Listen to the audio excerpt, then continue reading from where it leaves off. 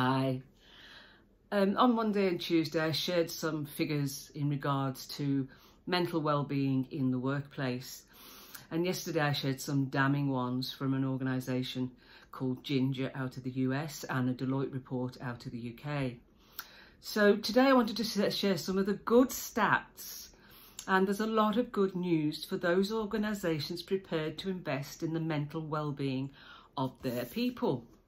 And an article in the Journal of Occupational and Environmental Medicine, a peer-reviewed article, stated that 86% of employees treated for depression improved their performance at work.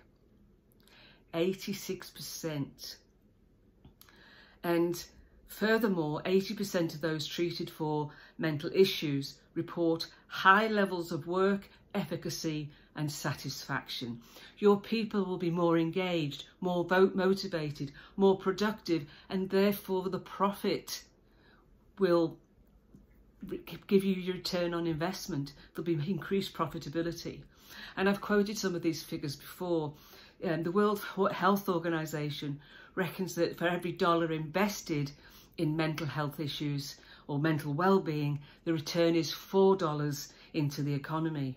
Back in 2014 in Australia, here in Australia, PricewaterhouseCoopers with Heads Up did extensive research into the return on investment of employers investing in mental well-being initiatives for their staff. And they said back in 2014, for every dollar you spend, the return is 2.3. So it's a no-brainer. And organisations that understand that the payoff from this investment are the ones that are going to be ahead of the game, have a competitive advantage and benefit from the economic gains to be had by looking after the welfare of the staff. And the other thing I wanted to talk about today was about measuring. We have to measure, and it can be a very sensitive subject, because if you measure an organisation's well-being, that doesn't tell you necessarily the individual's well-being, and well-being is a point in time. A yearly survey is not going to really cut it. So measuring by a survey or pulse check is just one part of the ecosystem. So don't get me wrong, I'm not saying the be all and end all is an annual survey. We also need leaders on a regular basis to be having conversations and checking in with their employees, having a connection with them so they can recognise early signs of mental issues.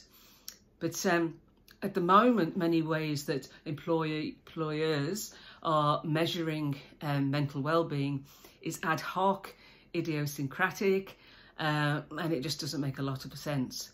So there are many surveys, medically science supported surveys out there that we can leverage. And one of them you might want to look at is the 12-item, and you can Google this, the 12-item general health questionnaire, developed back in the 1970s, been researched itself many times to prove the validity of its results. But we have to measure it, because otherwise we don't know where we're starting from. If you can't measure it, you can't improve it, said Peter Drucker. Talk to you tomorrow.